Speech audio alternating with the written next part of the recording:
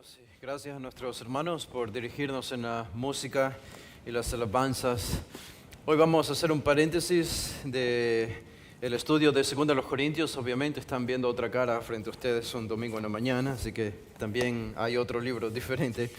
Como suele suceder, el pastor está en Riobamba en una conferencia. El día viernes inició, ayer sábado, y hoy iba también a compartir un mensaje allí donde nuestro hermano Mainer Pontón, que ha sido un estudiante del Apex ya por algunos años y están en este momento allá. Bueno, y por esa razón yo les pido que abran sus Biblias en Efesios el capítulo 2. Efesios el capítulo 2, esta es en realidad una segunda parte de un sermón que inicié hace 2 semanas. Hace 2 semanas planifiqué predicar un sermón sobre Efesios 2, versículo 11 al 22, de manera casual, más bien providencial, diría yo. Vi que también el día de ayer nuestro hermano Jonathan va a predicar de Efesios 2, pero el versículo 7, así que estamos bien. Él va a ir un poco más atrás. Yo voy a comenzar desde el versículo 11 en adelante. El título, si ustedes pueden ver en sus boletines, es Diversidad, no uniformidad en el pueblo de Dios. Diversidad, no uniformidad en el pueblo de Dios.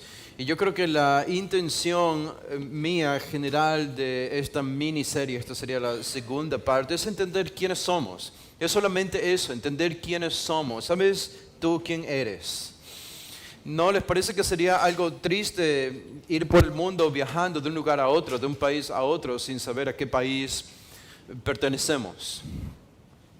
Ahora, puede ser que este no haya sido tu caso porque sabes de qué país eres, pero si te confundieran con una persona de otro país del que no eres, creo que esta molestia interna o esta incomodidad interna te diría que sí es algo que te importa, sí es algo que nos interesa, ser identificados con algún país, con algún lugar que tiene fronteras, límites que llamamos patria, porque nos identificamos con ese lugar y con esa gente y con esa cultura. Yo recuerdo cuando recién llegué a Estados Unidos para estudiar allá hace algunos años. Cuando recién llegué, ustedes saben que en el sur, al menos de Estados Unidos, en California o el sur de California, hay muchos mexicanos porque tienen la frontera con México. Incluso me decían allá que la mitad de los habitantes de California eran mexicanos y la otra mitad eran americanos.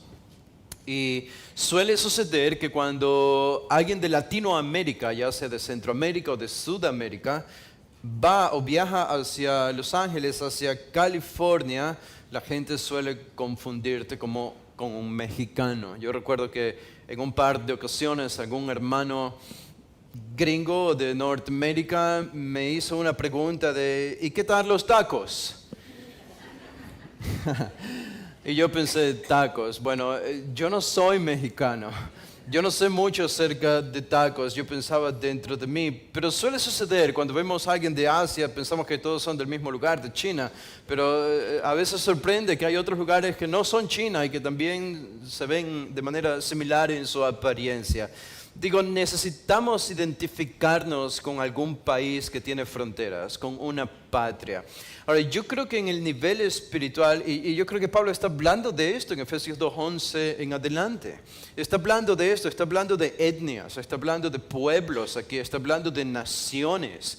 Pero hay algo que ha sucedido desde la venida de Cristo, y es que nuestra identidad, aunque no ha cambiado en referencia a naciones o países, Dios ha creado algo nuevo en Cristo. Dios ha creado algo nuevo.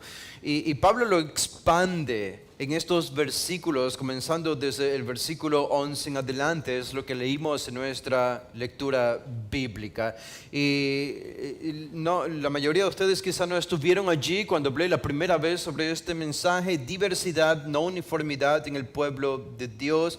Simplemente hablamos sobre cómo la Biblia enfatiza que al final de los tiempos, incluso en el cielo eterno, cuando Apocalipsis 21 y 22 nos habla de cómo será el cielo después de la segunda venida de Cristo, varias veces aparecen en estos 2 capítulos, Apocalipsis 21 y 22, la palabra naciones, la palabra países, lo que nos dice con certeza, creo yo, con algún nivel de certeza de que en el cielo existirán países y naciones. Creo que es claro lo que dice Apocalipsis 21 y el capítulo 22.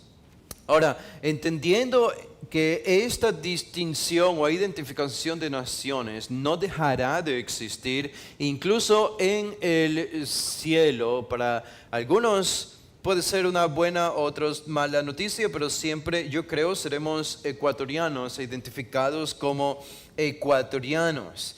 Sin embargo, en este pasaje Pablo enseña que en términos de salvación, para llegar a ser salvos no hay distinciones. No hay distinciones. Y ese va a ser el énfasis del apóstol Pablo. Por eso el énfasis de Pablo aquí es la unidad. La unidad entre la principal barrera de separación que existía en el primer siglo después de la venida de Jesús era la separación que había entre judíos y gentiles. Esta gran separación, los gentiles tenían sus propias religiones paganas y los judíos obviamente tenían su religión que venía de la Torá, del Antiguo Testamento, y aunque ellos se habían de alguna manera asimilado en otros países y naciones, vivían por toda Asia y Europa, aún así mantenían sus sinagogas y su lectura del Torá y sus prácticas religiosas, aunque no hayan tenido templo. Incluso después del 70 se enfatizaron incluso más las reuniones de las sinagogas, y todos eran vistos como hombres judíos que pertenecían a una religión judía del Antiguo Testamento. Y esta separación fue muy marcada durante todo el Antiguo Testamento. Siempre estuvo allí esta separación, pero Pablo va a hacer énfasis en algo diferente aquí. Pablo va a hacer énfasis no en la distinción entre judíos y gentiles, sino en la unidad entre judíos y gentiles. ¿Cuál es esta unidad? Ahora noten, este es el bosquejo que vamos a seguir y no creo que vayamos a terminarlo, pero en los versículos 11 al 12 Pablo nos dice lo que éramos sin Cristo. Hablándole a los gentiles, Pablo está hablando a la iglesia de Éfeso, que en la iglesia de Éfeso también habían judíos. Leemos en Hechos que judíos habían sido salvos allí, pero versículos 11 y 12 Pablo recuerda a los efesios lo que éramos sin Cristo, antes de Cristo. En los versículos 13 al 18, lo que hizo Cristo. Y los versículos del 19 al 22, lo que ahora somos en Cristo. Ok, enfocándonos en la primera parte, lo que éramos sin Cristo, en los versículos 11 al 12, Pablo ha venido hablando en los primeros 10 versículos de las riquezas que nosotros tenemos en la salvación en Cristo, los privilegios eternos que hemos recibido ahora por haber sido perdonados de nuestros pecados. Tantas y grandes son los privilegios de ser parte del pueblo de Dios, y Pablo les dice, en el cual ustedes también están ahora incluidos, ustedes los gentiles. Y Pablo va a comenzar en el versículo 12 diciéndoles algo. Y noten con qué comienza. Él comienza con un verbo imperativo, con una orden. ¿Cuál es la orden aquí? Aquí tenemos muchas descripciones, muchos indicativos, pero en un buen número de versículos hay un imperativo. Y es este en el que aparece en el versículo 11. Una orden, dice, acuérdense, acordaos, acordaos. Esto es lo que éramos sin Cristo. Pablo dice, versículo 11, por tanto, a la luz de esta gran salvación que Cristo ha obrado en ustedes y los privilegios espirituales que tienen, por tanto, acordaos de que en otro tiempo vosotros, los gentiles, en cuanto a la carne, erais llamados sin circuncisión por la llamada circuncisión hecha con mano en la carne. La orden es acuérdense, acuérdense. El resto del versículo 11 es una descripción física de lo que nos separaba a nosotros los gentiles de los judíos, una diferencia corporal. ¿Cuál es esta diferencia? Es la circuncisión. La circuncisión. La característica de nosotros los gentiles era que éramos incircuncisos, mientras que los judíos eran circuncidados. ¿Ok? Ahora, esta no es una diferencia que crearon los judíos para sentirse superiores a los gentiles. Aunque este tipo de superioridad existió en algún que otro judío, obviamente, en algún que otro grupo israelita, naturalmente, por la naturaleza caída. Pero de manera generalizada, esta es una distinción que Dios mismo creó. No que los judíos crearon, sino Dios cuando le dio la señal de la circuncisión a Abraham.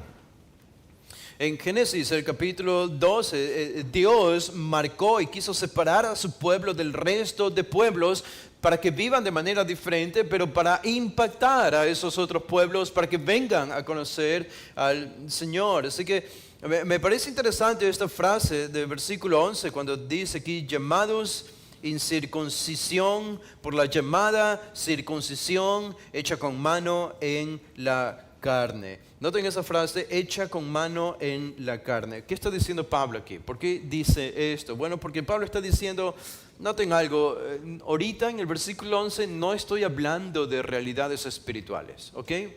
No estoy diciendo que ustedes gentiles, porque eran incircuncisos, eran paganos e inferiores a los gentiles y que inferiores a los judíos y que los judíos se sentían superiores a ustedes espiritualmente hablando. No. Pablo simplemente está enfatizando que había una diferencia corporal, una diferencia física entre los gentiles y los judíos. ¿Cuál era? La circuncisión que se hacía con mano, por eso, hecha con mano. Esto no tiene nada que ver con realidades espirituales, de que ellos estaban más cerca de Dios y ustedes más lejos, todavía no. Versículo 11 es simplemente la distinción física entre judíos y gentiles. No hay aquí todavía una distinción espiritual, sino solo corporal. Y así se dividía el mundo. A los ojos de Dios, en tiempos del Antiguo Testamento, el mundo se dividía entre circuncisos e incircuncisos. Y era una seria distinción en la teocracia de Israel en el Antiguo Testamento desde el tiempo de Abraham. Se castigaba, se penalizaba a los que no eran circuncidados dentro del pueblo de Israel. Dios dice literalmente en Génesis 17:14 que el que no era circuncidado debía ser cortado del pueblo.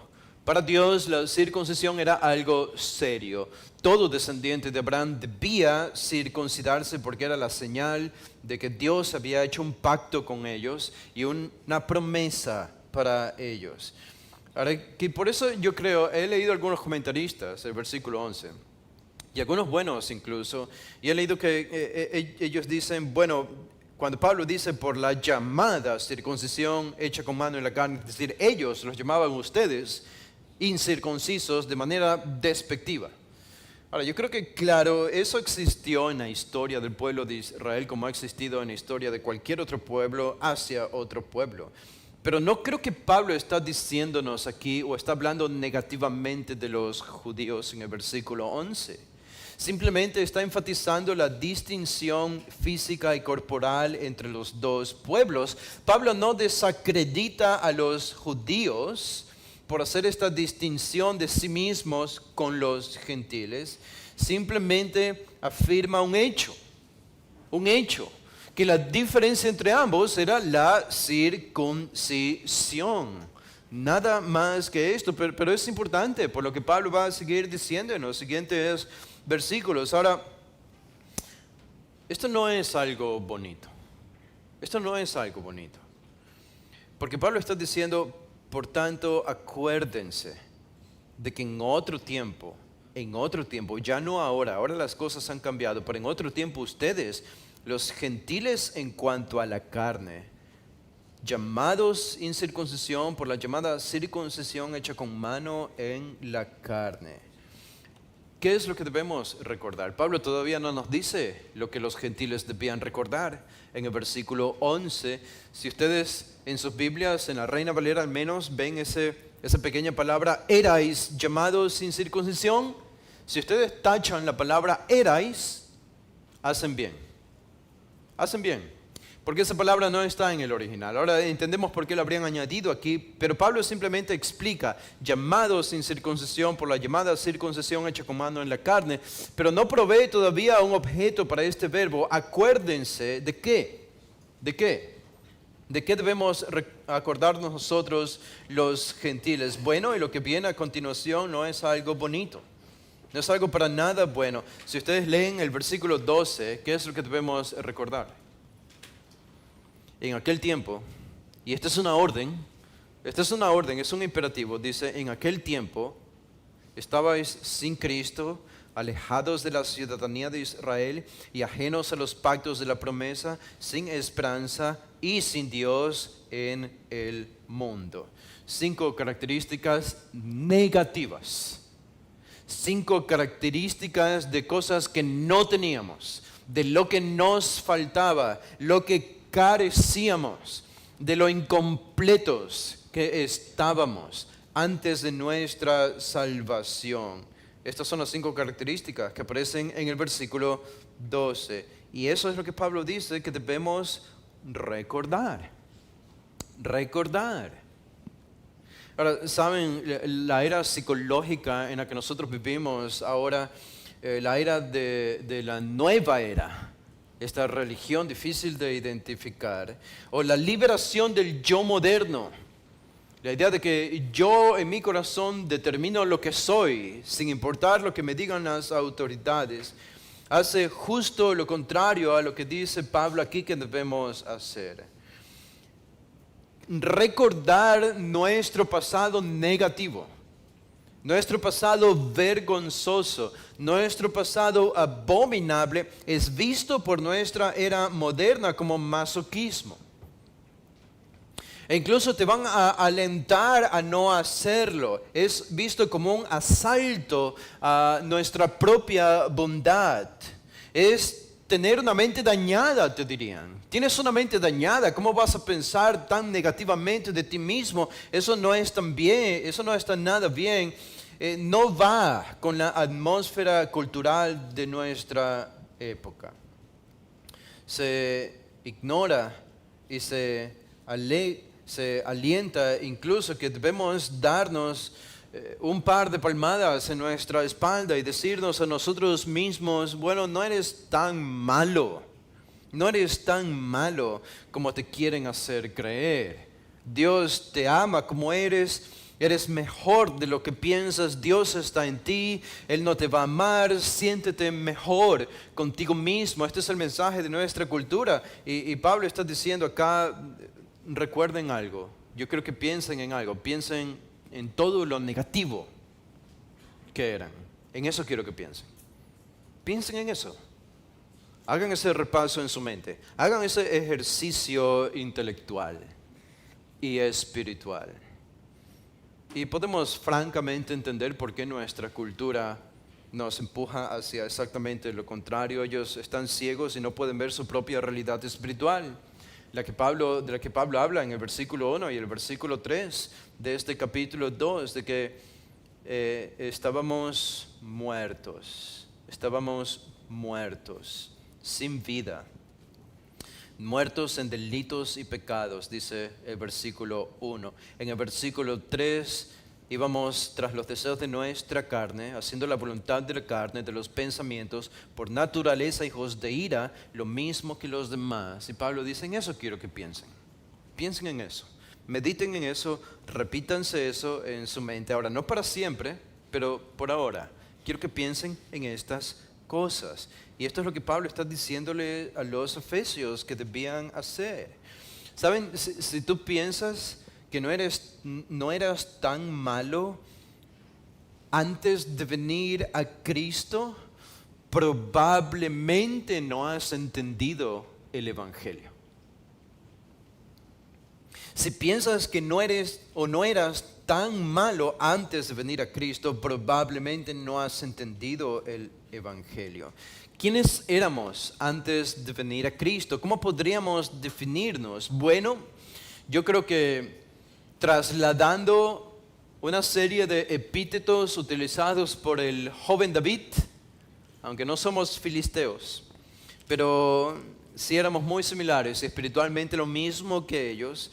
El joven David, cuando fue a luchar contra Goliat, ¿se acuerdan cómo identificó David a Goliat? ¿Cómo lo identificó? Bueno, en 1 Samuel 17, 26, como fortachón cara rosada, no creo. Noten el versículo 26, dice 1 Samuel 17, 26, entonces habló David a los que estaban junto a él diciendo, ¿qué harán al hombre que venciere a este filisteo y quitare el oprobio de Israel? Porque ¿quién es este filisteo incircunciso? ¿Quién es este filisteo incircunciso? ¿Qué significa incircunciso entonces? Alguien que no pertenece al pueblo de Dios, porque no lleva la señal de los que pertenecen al pueblo de Dios, que es la circuncisión. Los filisteos no se circuncidaban, por lo tanto, este es un filisteo incircunciso. ¿Es un término despectivo? Amén. ¿Está mal que David haya dicho esto? No está mal. Él simplemente está describiendo la realidad. Siempre y cuando no lo diga con orgullo, siempre y cuando no lo diga sintiéndose superior, y no creo que es lo que está haciendo aquí David, sino todo lo contrario.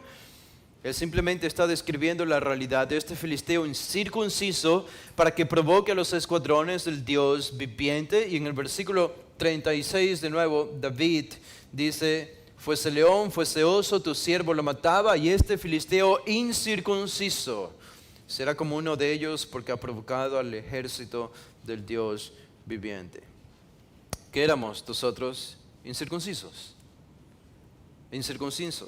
Y si esto, como Pablo dice en el versículo 12, regresando a Efesios 2:12, ya en un plano espiritual, lo aplicamos a la dimensión espiritual, éramos como Goliat, provocando a Dios todo el tiempo con nuestro pecado. Paganos, incircuncisos, lejos de Dios. No éramos mejores espiritualmente hablando que Goliat. Y merecíamos el mismo fin que Goliat.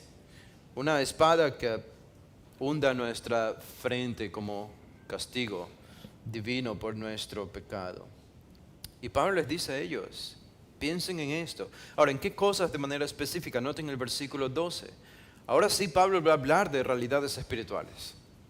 Dice en el versículo 12, debido a que ustedes eran incircuncisos, ¿qué significaba esto espiritualmente hablando? Bueno, el versículo 12 dice, en aquel tiempo, y la primera característica es, estabais sin Cristo. Sin Cristo.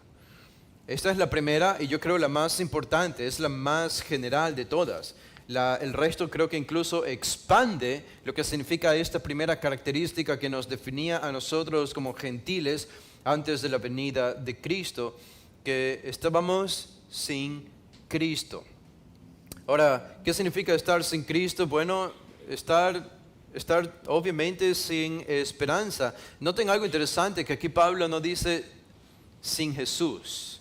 Él no dice sin Jesús, sino sin Cristo. Nosotros como cristianos debemos aprender a utilizar los términos bíblicos y los nombres bíblicos para Dios o para Cristo.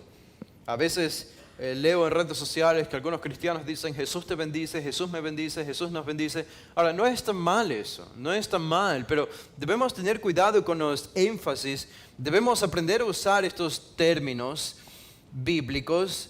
Jesús es una referencia a la humanidad del Hijo de Dios. Es eso específicamente. Es más específicamente una referencia a los años que Él vivió entre nosotros, desde su nacimiento hasta su muerte y ascensión al cielo. Pablo nos dice que los gentiles estaban sin Jesús. Eso no tendría sentido porque todos nosotros estamos sin Jesús, porque no vivimos cuando Él vivió aquí en la tierra. Y en ese sentido casi nadie o muy pocos conocieron a Jesús, solo los que vivían en Israel en esos 3 años que Él tuvo de ministerio. Así que esa no es la idea, por eso Pablo dice, no sin Jesús. La idea no es que los gentiles no estuvieron en Israel cuando Jesús comenzó su ministerio y se perdieron de verlo a Jesús durante los 3 años. En ese sentido estaban sin Cristo, no. Él por eso dice sin Cristo. Sin Cristo. ¿Qué significa esto? Es una referencia a que ellos no conocían nada acerca de un Mesías que había sido prometido en el Antiguo Testamento. Los gentiles No sabían nada acerca de esta promesa de que vendría un hombre que traería salvación, que traería esperanza, perdón de pecados, vida nueva y glorias eternas al pueblo de Israel. Los gentiles no tenían una promesa como esta. No sabían nada de Cristo, del Mesías. Por eso la palabra Cristo significa ungido o significa Mesías, el que Dios ha elegido, el que Dios ha prometido que vendría. Y ellos en el tiempo del Antiguo Testamento vivían sin conocer nada sobre una promesa como esta. Ahora noten algo aquí interesante. Esta debe ser la descripción más atemorizante para todo ser humano, vivir sin Cristo. ¿Piensan en eso? Vivir sin Cristo. La vida de una cucaracha es más valiosa que la de una persona que vive y muere sin Cristo. La cucaracha no va a sufrir como los que sufren cuando mueren sin Cristo. Estar sin Cristo es estar vacío de todo. Cuando ustedes ven una misa católica, eso no es estar con Cristo. Cuando ustedes ven a un musulmán postrarse en la calle, elevando una oración en la mitad del día, eso no es estar con Cristo. Cuando ustedes ven a los testigos de Jehová trabajar fuertemente en su religión, eso no es estar con Cristo. Eso no tiene nada que ver con Cristo, con el Cristo de la Biblia al menos. No, estar en Cristo o sin Cristo es no tener absolutamente nada, nada. No hay bendición, no hay cielo, no hay perdón, no hay misericordia, no hay paz, no hay gozo, no hay verdadera alegría, no hay propósito, no hay destino, no hay luz. Es lo más parecido a ser como Satanás. Y Pablo lo que está diciendo aquí es que estar sin Cristo desde la posesión del pueblo de Israel implica todas estas verdades. Noten cómo él expande lo que es estar sin Cristo en las siguientes 4 características del versículo 12. Él dice en segundo lugar, alejados de la ciudadanía de Israel. Alejados de la ciudadanía de Israel. Bueno, esto tiene sentido. Israel era una teocracia, se supone que Dios gobernaba en su pueblo. Los gentiles, al estar sin Cristo, al no tener la promesa de un Mesías, ni siquiera conocerla, no eran parte del pueblo de Israel. Había una separación, había una lejanía. Israel, al ser una teocracia y estar bajo el gobierno de Dios, ellos habían recibido y recibían bendiciones y privilegios. Tenían la ley, Dios los protegía, tenían profecías, tenían promesas, un destino glorioso, un futuro prometedor. Todo esto Dios les había dado a los israelitas en el Antiguo Testamento. Qué glorias, quizá una de las mejores descripciones de lo que Dios significaba para ellos, incluso desde la perspectiva de Dios, utilizando una imagen muy interesante. La encontramos en el libro de Ezequiel, el capítulo 16. En Ezequiel 16 dice, desde el versículo 6, noten cómo Dios hace referencia a los judíos, a Jerusalén, a la nación de Israel, y lo que Él había hecho por ellos desde el inicio. Así Dios se describe a sí mismo en relación a su pueblo. Dice en Ezequiel 16:6, y yo pasé junto a ti y te vi sucia en tus sangres. Está describiendo a Israel como una mujer aquí. Te vi sucia en tus sangres. Y cuando estabas en tus sangres te dije, vive. Sí, te dije, cuando estabas en tus sangres, vive. Versículo 7, te hice multiplicar como la hierba del campo. Y creciste y te hiciste grande. Y llegaste a ser muy hermosa. Tus pechos se habían formado y tu pelo había crecido, pero estabas desnuda y descubierta. Y pasé yo otra vez junto a ti y te miré, y aquí que tu tiempo era tiempo de amores, y extendí mi manto sobre ti y cubrí tu desnudez, y te di juramento y entré en pacto contigo, dice Jehová el Señor, y fuiste mía. Te lavé con agua y lavé tus sangres de encima de ti, y te ungí con aceite. Y te vestí de bordado, te calcé de tejón, te ceñí de lino y te cubrí de seda. Te atavié con adornos y puse brazaletes en tus brazos y collar a tu cuello. Puse joyas en tu nariz y zarcillos en tus orejas y una hermosa diadema en tu cabeza. Así fuiste adornada de oro y de plata. Y tu vestido era de lino fino, seda y bordado. Comiste flor de harina, de trigo, miel y aceite y fuiste hermoseada en extremo. Prosperaste hasta llegar a reinar. Y el versículo 14, salió tu renombre entre las naciones a causa de tu hermosura, porque era perfecta, a causa de mi hermosura que yo puse sobre ti, dice Jehová el Señor.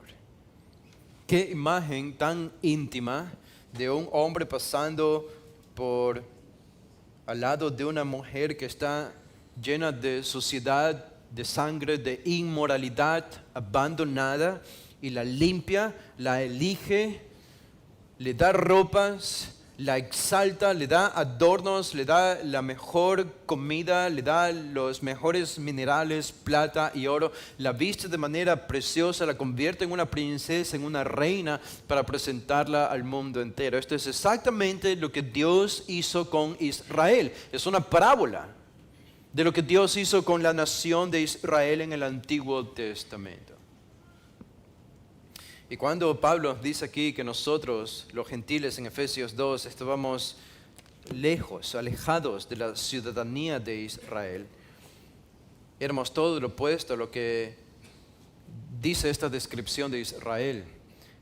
Los gentiles eran las mujeres echadas en la calle llenas de sangre y de inmoralidad. Esto es lo que éramos, nada más que esto. Alejados de la ciudadanía de Israel. Dios no hizo esto con nosotros en el Antiguo Testamento, solo con Israel. ¿Notan? Eso no es un pensamiento bonito, no. Pero Pablo añade una tercera característica, no solo alejados de la ciudadanía de Israel, él dice, y ajenos a los pactos de la promesa. Ajenos a los pactos de la promesa. Otra característica es que nosotros no teníamos promesas y no teníamos pactos porque esto es algo que Dios hizo con su pueblo. Ahora déjenme hacerles una pregunta para que piensen un poco aquí. ¿A qué promesa está haciendo referencia específicamente el apóstol Pablo cuando dice y ajenos a los pactos de la promesa? Ok, no puede ser a cualquier promesa general. Primero, la mente de Pablo está en los judíos, en Israel. Okay? Algo que ellos tenían y nosotros no. Así que tiene que ser una promesa que Dios hizo al pueblo de Israel. ¿Cuál sería esta promesa? Bueno, a la luz de otros pasajes del mismo apóstol Pablo, en esta carta a los Efesios, en la carta a los Romanos y en la carta a los Gálatas, Pablo habla explícitamente de una sola promesa en el Nuevo Testamento que Dios hizo a su pueblo en el Antiguo Testamento. Y esta promesa es la promesa que Dios le hizo a Abraham. La promesa abrámica. En Génesis, el capítulo 12.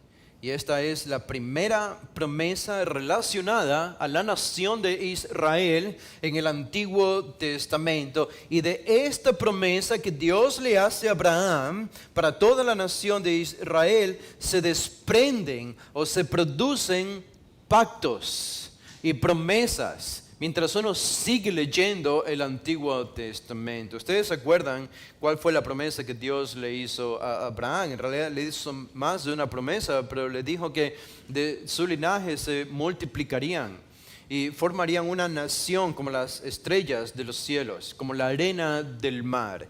Y también Dios le dijo allí a Abraham que a esa nación Él le daría una tierra que esa nación poseería. Y también Dios le prometió que todos los que bendijeren a esta nación serían bendecidos y todos los que maldijeren a esta nación serían maldecidos. Allí está Dios ofreciendo su protección sobre su pueblo. Y saben, esta promesa se reitera en todo el Antiguo Testamento. Hasta el final del Antiguo Testamento se repite una y otra vez la promesa que Dios le hizo a Abraham. E incluso cuando Dios hace el pacto con Moisés, Cuando Dios hace el pacto con David de un rey futuro en Israel, y cuando Dios hace la promesa del nuevo pacto a Israel, siempre aparece repetida la promesa que Dios le hizo a Abraham, de que tendrían una tierra y regresarían a una tierra y serían el pueblo de Dios para siempre. No deja de ser significativo, no deja de ser importante que Pablo usa el término pacto aquí, ¿verdad? En el versículo 12 dice, y ajenos a los pactos de la promesa. Es decir, de la promesa que Dios le hizo a Abraham, vienen varios pactos. El pacto abrámico mismo, el pacto mosaico, el pacto davídico y el nuevo pacto. Todos son pactos en el Antiguo Testamento que aún deben cumplirse con Israel. Y Pablo está diciendo, ustedes no eran parte de esto. Ustedes no tenían nada que ver con esto. Aunque hay promesas en el Antiguo Testamento de que Dios salvaría a las naciones gentiles, sí, pero el pacto fue hecho inmediatamente con la nación de Israel. Ahora, noten que la palabra pactos está en plural y no en singular. Pablo no está pensando en un pacto, está pensando en varios pactos que Dios hizo con su pueblo Israel. Así que no creo que sea el caso aquí, como algunos han dicho, que esta es una referencia al pacto de gracia por dos razones. Primero, la Biblia nunca menciona la idea de un pacto de gracia, es más una elaboración teológica que bíblica, no hay tal cosa creo como pacto de gracia. Y en segundo lugar, que esto es plural y no es singular, es pactos. No pacto, pactos. Y por tanto, los pactos que Dios había hecho bíblicamente hablando son estos, son los que hizo con Moisés, con David, y el nuevo pacto, aparte del pacto que Dios hizo con Abraham mismo. Es en estos pactos que Pablo está pensando. Y esto es ratificado por Pablo. Él está pensando en el Israel y cómo Dios obraría por medio de su pueblo Israel. Y él dice finalmente, piensen en esto, ustedes no eran parte de esto. Ustedes no tenían nada que ver con esto. Era algo entre Dios y el pueblo de Israel. Dios y el pueblo de Israel. Ustedes no tenían esta promesa. Pero añade Pablo una cuarta característica aquí. En versículo 12 dice, también estaban sin esperanza. Sin esperanza. Esto es algo que va más allá de esta vida terrenal, de esta vida presente. ¿Saben cómo vivían los efesios? Habría sido bajo las religiones paganas que ellos habían conocido, bajo las filosofías paganas en las que vivían. Y francamente, nosotros también, antes de llegar a Cristo, no habría sido diferente. Las conjeturas, porque eso eran conjeturas, de los filósofos paganos sobre una vida futura eran, en el mejor de los casos, muy vagas, muy generales. Carecían de promesas particulares, eran completamente insatisfactorias, no satisfacían a nadie. Ellos no tenían prueba divina de nada de lo que decían y por tanto todo eran conjeturas. Ninguna esperanza segura tenían. Dos de los más importantes filósofos del tiempo antiguo, Epicurio y Aristóteles, no creían para nada en una promesa como esta, en la idea de una vida después de la muerte. Todo lo que tenían eran conjeturas. Los seguidores de Platón, los platonistas, creían que el alma podía cambiar perpetuamente. Sí, habrá algo perpetuo en nosotros, el alma, pero ellos decían, puede ser feliz y después miserable. Después vuelve a ser feliz y después vuelve a ser miserable. Ese era el mejor futuro que te podía garantizar el gran filósofo Platón. Y por otro lado, otro filósofo también bastante conocido y que llegó bastante a Asia en ese tiempo, creían los estoicos que la esperanza existía no más allá del tiempo presente, porque al final todo va a ser quemado y con eso también una esperanza futura. No hay una esperanza futura porque todo va a ser quemado, incluso la vida humana para siempre. Hoy la gente que no tiene esta esperanza puede sonreír porque no viven consistentemente con sus convicciones, con sus creencias. Si vivieran consistentemente con sus creencias de que no tienen una esperanza después de la muerte, deberían vivir lamentándose todos los días de su vida, porque debería ser la principal de todas las preocupaciones. Israel tenía una esperanza, claro que sí. Tenemos todas las promesas del Antiguo Testamento de que Dios salvaría a su pueblo. Ellos vivían con esta esperanza. En Daniel 12 se habla de una resurrección de los muertos. Había una esperanza allí. Enoc fue llevado milagrosamente por el Señor a la presencia del Señor. Elías fue alzado en carros de fuego a la presencia del Señor. ¿Esto qué creen que hacía en el Antiguo Testamento para los israelitas? Bueno, esto comunicaba que después de esta vida hay algo más. Es decir, Dios está allí a cargo de esto y podemos estar en la presencia de Dios. Y vivían con esa esperanza. Pero los gentiles, no. No hay esperanza. No hay esperanza. Y por último, Pablo termina esta última característica, descripción de lo que es vivir sin Cristo, diciendo, y sin Dios en el mundo. Y sin Dios en el mundo. Wow. La palabra literal que utiliza Pablo allí es ateos. ¿Saben? Ateos. Saben que theos es Dios y a significa sin Dios. Literalmente la palabra griega es atheos. Ahora, en ese tiempo no existía gente que negaba la existencia de algún Dios, así que en ese sentido no es la que Pablo utiliza aquí, pero vivir sin Dios eran idólatras. Los idólatras vivían sin el verdadero Dios, adorando dioses falsos. Los religiosos eran ateos, porque adoraban falsos dioses. En ese sentido eran ateos, vivían sin el verdadero Dios. Todos son ateos, los panteístas son ateos, gente que ve a Dios en todos lados. Esta semana escuché una noticia de parte del gobierno de que han eliminado algunos ministerios públicos del gobierno para reducir salario y ahorrar dinero. Despidieron creo que a 5,000 personas de la vida pública del gobierno. Yo no sé si alguien aquí ha sido afectado, así que no quiero ser insensible si algunos de los que están aquí fueron afectados por eso directamente, pero en términos muy generales eso es algo bueno. Eso es lo que todo gobierno en el mundo debería hacer. La burocracia mata al país. Lo que se debe hacer es enfatizar la empresa privada. Eso es un tema de otro sermón o charla. Pero lo que quiero decir es que no sé si fue en esta ocasión o ya fue anteriormente, pero también, gracias a Dios, si fue ahora o en algún momento en el pasado inmediato, se eliminó el famoso Ministerio de la Felicidad. ¿Se acuerdan del Ministerio de la Felicidad? ¿Algunos se acuerdan de eso? Cuando aparece este personaje tan conocido por nosotros, Freddie Ehlers, abrazando un árbol y conversando con un árbol, sintiendo el árbol.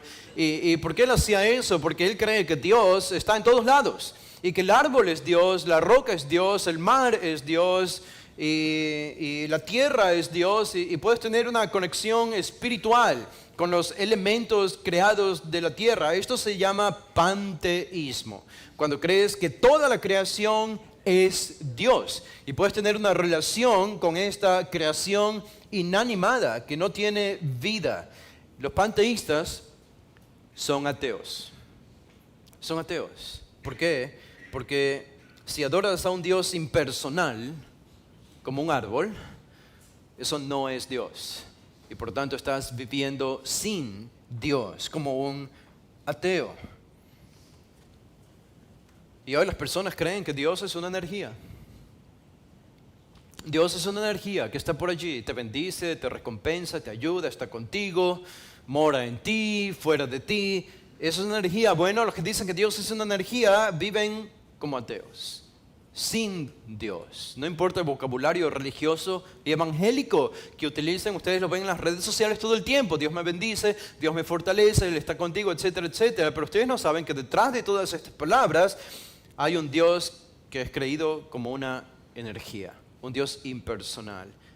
Eso no existe, eso no es Dios. Dios es un Dios personal. Él es un ser, es una persona. Así que esto éramos nosotros. Ya sea dentro de la religión o fuera de la religión, vivíamos como ateos, sin Dios. Y saben que el problema de los gentiles no es que ellos simplemente no fueron elegidos por Dios. No es que no fuimos elegidos por Dios como Israel y por eso estábamos excluidos de todas estas bendiciones en el versículo 12. No. No es lo que Pablo dice.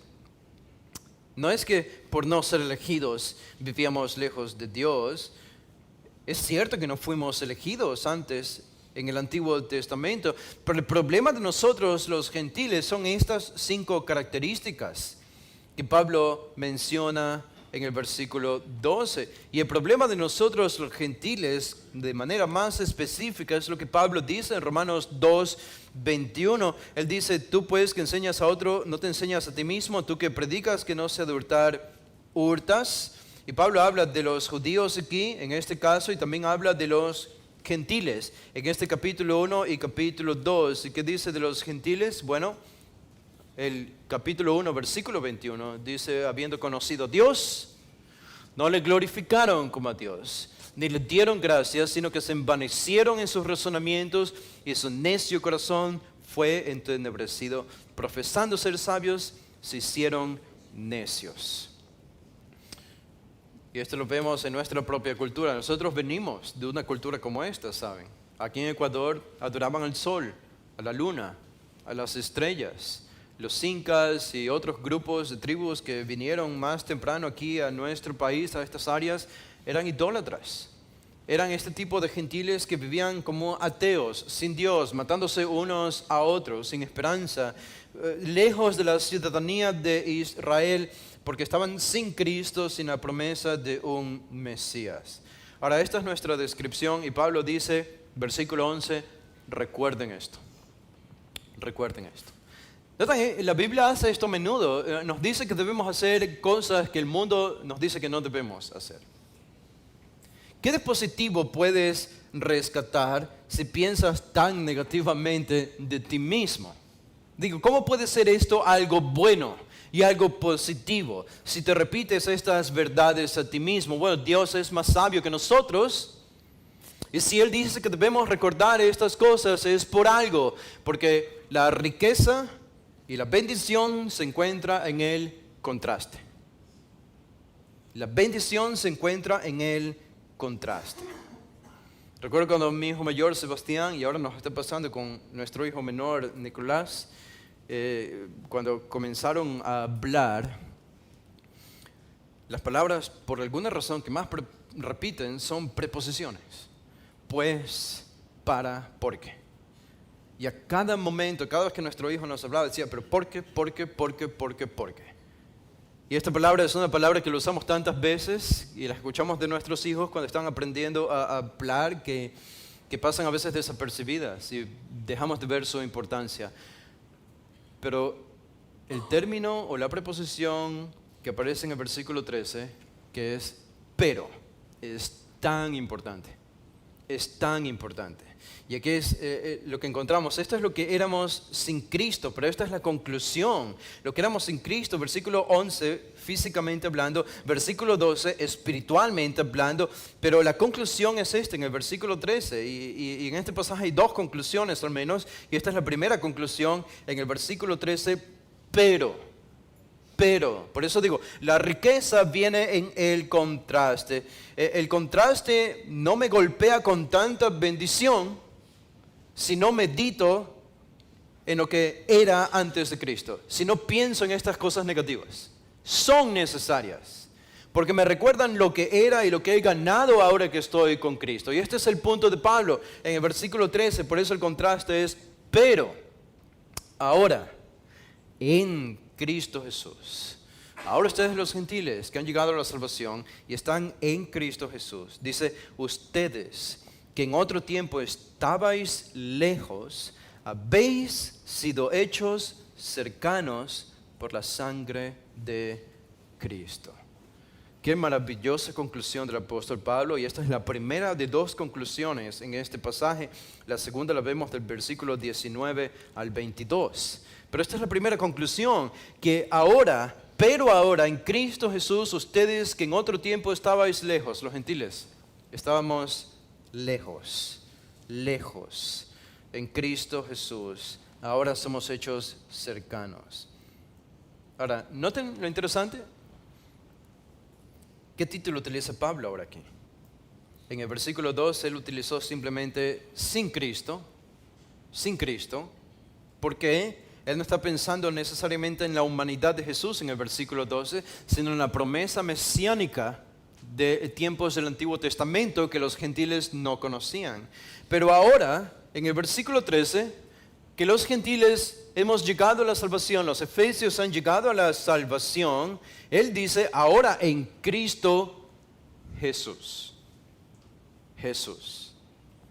Y Pablo añade el término o el título, el nombre humano de la segunda persona de la Trinidad, no solo el divino que es Cristo, sino el humano también. En Jesús, el Cristo. En otras palabras, es un Mesías personal. Es un Mesías personal, a quien conocimos como Jesús, y que caminó por las aldeas de Galilea, montado en sus sandalias y vestido con su túnica. Fue un hombre real, fue una persona, Jesús, fue Jesús, el Cristo, este mismo. Y esto es el cristianismo, que nuestra esperanza y nuestra salvación final se encuentra en un Dios que vino a vivir como uno de nosotros, haciéndose hombre. Pablo no dice por eso, pero ahora en Dios.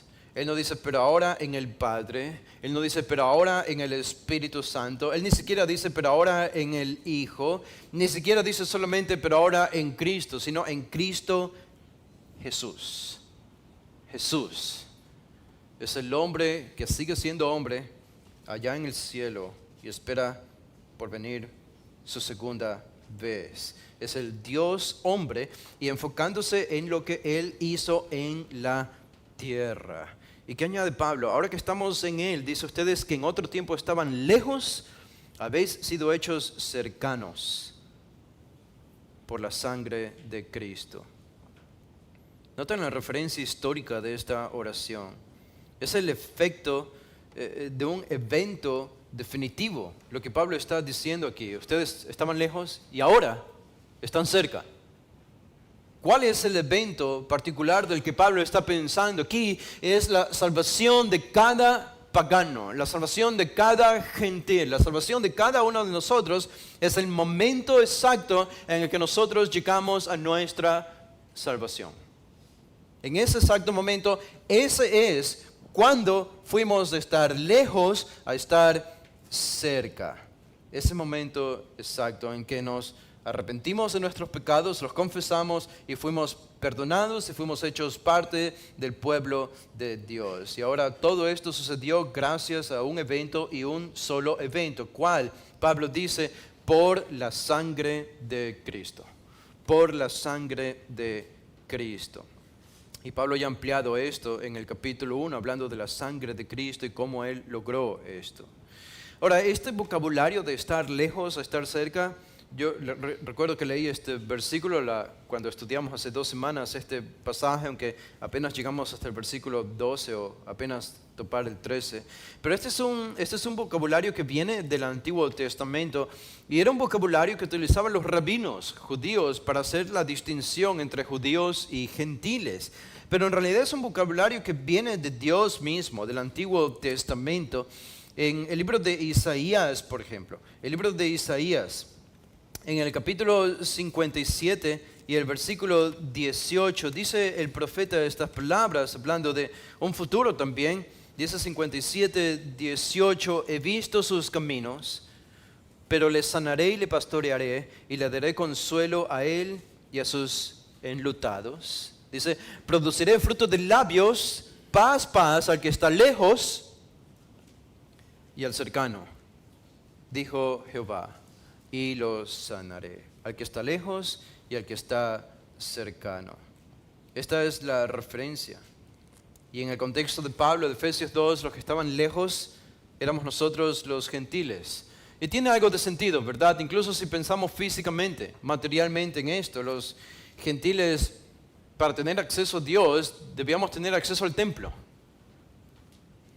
Pero saben, en el templo solo estaban los judíos, y solo los judíos podían tener acceso allí. Obviamente existía el patio de los gentiles también, pero solamente los gentiles podían entrar a ese patio si se convertían en prosélitos y podían tener acceso a los sacrificios, etcétera, si se convertían en judíos. Y convirtiéndose en judíos, entonces podían tener acceso a Dios. Se supone que la presencia de Dios estaba en el tabernáculo, en el lugar santísimo, en medio del templo. Por lo tanto, si tú vivías fuera o lejos en otra nación que no sea Israel, lejos de Jerusalén, estabas lejos de Dios. Y ese sentido físico se aplica espiritualmente también. Los gentiles no solamente físicamente, literalmente estaban lejos de Dios porque vivían lejos de Jerusalén, sino espiritualmente también estaban lejos de Dios porque no le conocían, como dice Pablo en Romanos 1, porque le habían negado.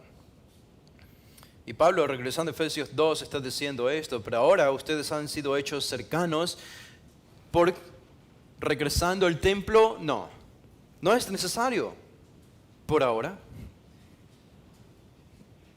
Pero dice por la sangre de Cristo.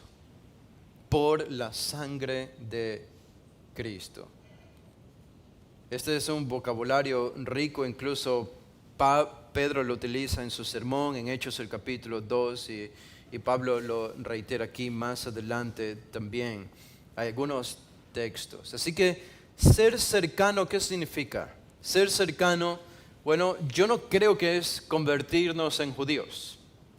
Yo no creo que los gentiles somos incorporados en Israel. Al menos Pablo nos dice eso explícitamente y creo que todos estamos de acuerdo con esto. En el versículo 3 él no dice, bueno, ustedes son cercanos porque son Israel. Noten que Pablo se cuida de no decir eso. Utiliza un lenguaje bastante fuerte que enfatiza la unidad entre judíos y gentiles, como un nuevo hombre, como un solo cuerpo. Y estas son verdades, pero se cuida de no decir que somos incorporados a Israel o que los gentiles ahora somos identificados como judíos espirituales. Me parece que Pablo se cuida mucho de hacer esto. Y más bien el versículo 3 enfatiza la idea de que ahora nosotros tenemos acceso a la salvación por medio de la sangre de Cristo, igual que los judíos tienen acceso a la salvación por medio de la sangre de Cristo. En ese sentido, Cristo es quien nos ha unificado en esta nueva creación que es la iglesia. En la iglesia, judíos y gentiles adoramos juntos al Señor. Por ahora. Por ahora. Ahora, voy a terminar con estos, ya debo terminar, ¿verdad? Son 11:35, a esa hora terminan siempre, ¿no? Voy a terminar esto solo leyendo y haciendo una breve referencia al versículo 14, ¿ok? El versículo 14 dice, voy a leer hasta el versículo 18, pero solo lo voy a leer y observen el lenguaje rico que utiliza Pablo enfatizando esta unidad, ¿ok? Dice el versículo 14, Él va a comenzar a responder, desde el 13 en adelante, él comienza a responder, ok, esto es lo que éramos en Cristo, versículos 11 y 12, pero ¿qué es lo que hizo Cristo que cambió las cosas? Del 13 al 18, y él sigue diciendo en el 14, porque Él es nuestra paz, que de ambos pueblos hizo uno, derribando la pared intermedia de separación, aboliendo en su carne las enemistades, la ley de los mandamientos expresados en ordenanzas, para crear en sí mismo de los dos, es decir, judíos y gentiles, un solo y nuevo hombre, haciendo la paz. Y mediante la cruz reconciliar con Dios a ambos en un solo cuerpo. Noten el énfasis en uno, matando en ella las enemistades, dice el 17, y vino y anunció las buenas nuevas de paz a vosotros que estabais lejos y a los que estaban cerca, porque por medio de Él, los unos y los otros, tenemos entrada por un mismo Espíritu al Padre.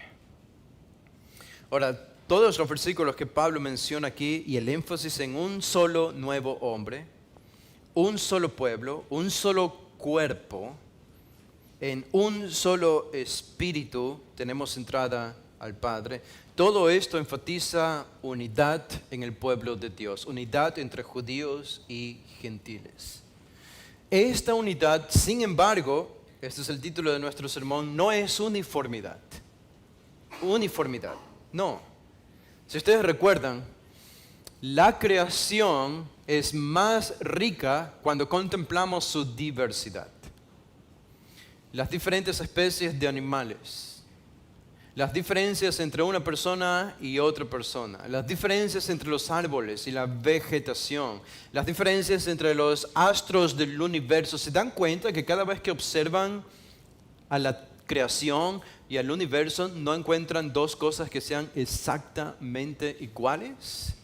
¿Por qué se debe eso? Bueno, eso se debe porque Dios es un Dios tan infinitamente sabio y creativo que a Él no le cuesta hacer dos cosas diferentes. Aunque cree millones de esa misma especie, siempre tienen alguna diferencia, y eso apunta al glorioso carácter diverso de Dios. Nunca se agota su sabiduría ni su creatividad.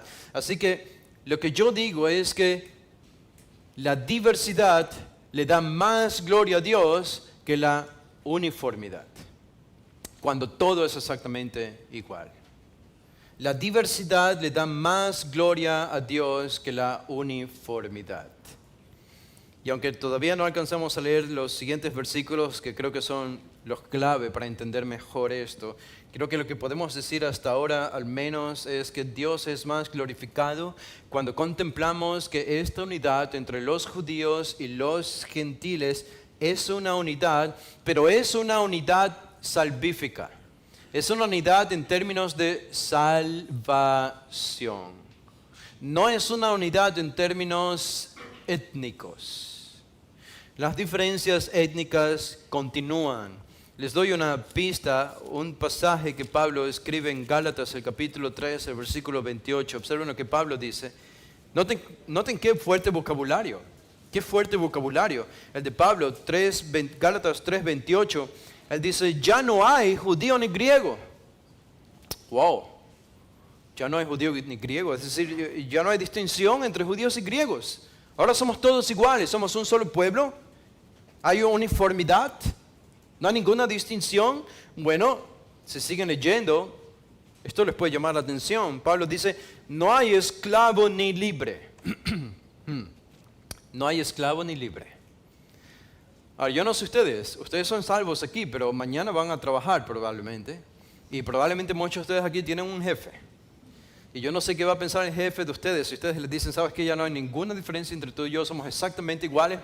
Y él te dice, ¿pero por qué estás diciendo? Esto no tiene ningún... Bueno, la Biblia, yo soy un cristiano y la Biblia dice que no hay diferencia entre tú y yo, esclavo ni libre. Jefe, empleado. No hay ninguna diferencia. Yo debo ganar exactamente lo mismo que tú ganas y trabajar exactamente como tú trabajas.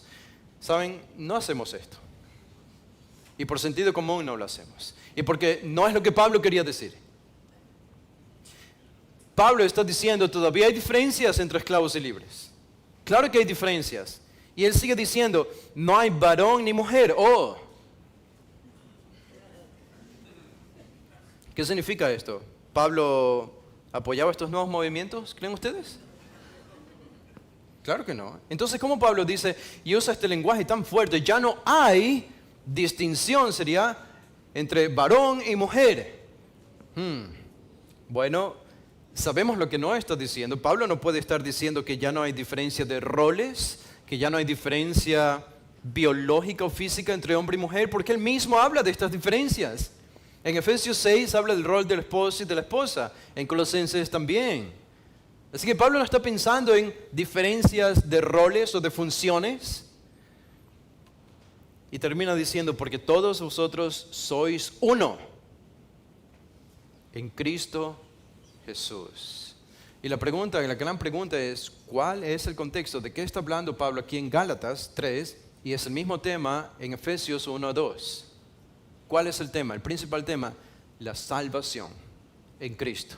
La salvación en Cristo. Por eso decimos, en lo que tiene que ver con salvación, no hay diferencia entre judíos y griegos. Pero así como todavía distinguimos entre un esclavo libre, entre un varón y mujer, debemos seguir distinguiendo a judíos y gentiles. No solo como reconociendo que pertenecen a diferentes países, sino reconociendo la función del pueblo de Israel con todas las promesas políticas que Dios ha hecho a este pueblo. Y de nosotros los gentiles, como ahora siendo parte del cuerpo de Cristo, que es la iglesia. Estas distinciones no se han borrado, no se han borrado, siguen allí. Hay unidad, es en la salvación, en la salvación. Y esta es la riqueza, ¿verdad? El gran énfasis de Pablo en Efesios 2 no es la diferencia entre judíos y gentiles. ¿Se dan cuenta? Pablo no quiere hablar de las diferencias, aunque las hay en planes de redención, de funciones. Israel tiene un plan diferente al de la iglesia, claro que sí, y al de otras naciones, claro que sí. Pero él quiere enfatizar la unidad en cuanto a la salvación. Ahora, si ustedes quieren saber cuál es la diferencia entre Israel y los gentiles y las naciones, o la iglesia incluso, entonces lean Romanos 9 al 11. Porque en Romanos 9 al 11 Pablo habla de las diferencias entre judíos y gentiles según el plan de Dios hasta el final de los tiempos. Pero aquí él enfatiza la unidad. Y qué grandiosa unidad obrada por medio de Cristo, que solo trae más gloria a Dios especialmente cuando contemplamos la diversidad en el pueblo de Dios. Por ahora, los judíos pueden adorar junto a los gentiles en el cuerpo de Cristo que se llama la iglesia, hasta que Dios comience a obrar por medio de su pueblo Israel. Ya no hay diferencias étnicas en lo que tiene que ver con salvación. Por eso estaba conversando con Jesús y estamos programando un viaje a Quito. Voy a ir a Quito y probablemente a Guaranda. Hay un pastor allí que es indígena y nos han invitado a hablar a su iglesia, a preparar a jóvenes en lo que tiene que ver con la interpretación y la predicación. Pero ¿saben qué? No debería haber tal cosa como iglesias blancas, iglesias de mestizos, iglesias de negros, iglesias de indígenas. ¿Saben que eso es antibíblico? Porque va en contra de lo que dice aquí el apóstol Pablo, de que gente de toda tribu, de toda lengua, de toda nación, Cristo ha salvado para que adoren a Dios como un solo cuerpo. Esa es la unidad que Él ha creado, rompiendo las barreras que nos distancian a unos de otros. Así debe verse la iglesia. Mientras más diversidad, ¿saben? Mientras más diversidad hay en esta iglesia, más rica será la iglesia. Mientras más personas de diferentes etnias, de diferentes grupos del Ecuador, de diferentes países, más rica será esta iglesia. Y se verá más como lo que realmente es, según el Nuevo Testamento, una unidad, pero en medio de la diversidad. Gloria a Dios por eso. Vamos a hacer una oración para terminar.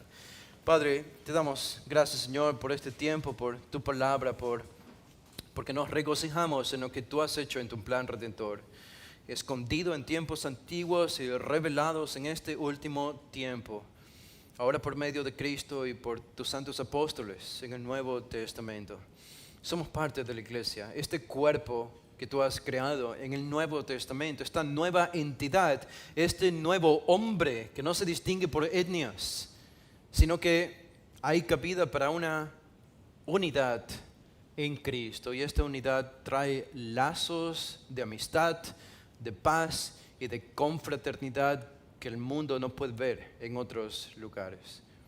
Señor, si los hombres paganos dicen que el fútbol tiene el poder de unir personas de diferentes etnias, ¿cuánto más el Evangelio puede unirnos en pos de la adoración tuya y en pos de un crecimiento espiritual para tu gloria y el bien de la iglesia? Santifica esta iglesia, te pedimos. Haz en tu soberana voluntad, si son tus planes, que esta iglesia se vea en apariencia más como una iglesia del Nuevo Testamento, con personas de diferentes grupos, tan distintos unos de otros, para enriquecer más al pueblo de Dios. Porque sin duda alguna el cielo se verá de esa manera. Y es como tú te traes más gloria a ti mismo. Gracias, Señor, por este privilegio que nos das de ser parte de tu pueblo, como ecuatorianos, como peruanos o colombianos o bolivianos. Y nos unimos en este unísono a los judíos creyentes, a los chinos creyentes, a los de Europa y de toda nación, como un solo cuerpo en Cristo. En el nombre de Jesús. Amén.